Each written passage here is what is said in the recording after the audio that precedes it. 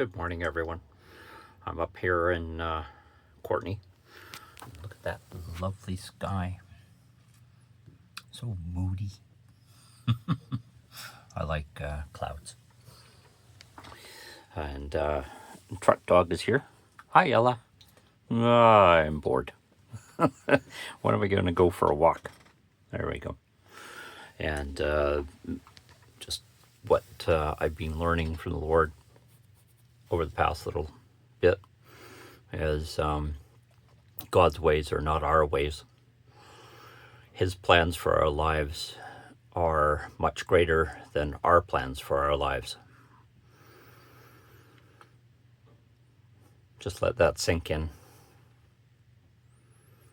No matter what you think you might want, God has abundantly more in store for you.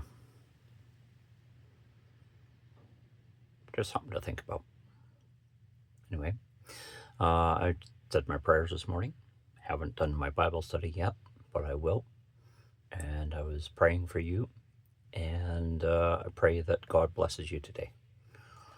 Enjoy the cooler weather, like I am. We'll talk to you later. Bye-bye.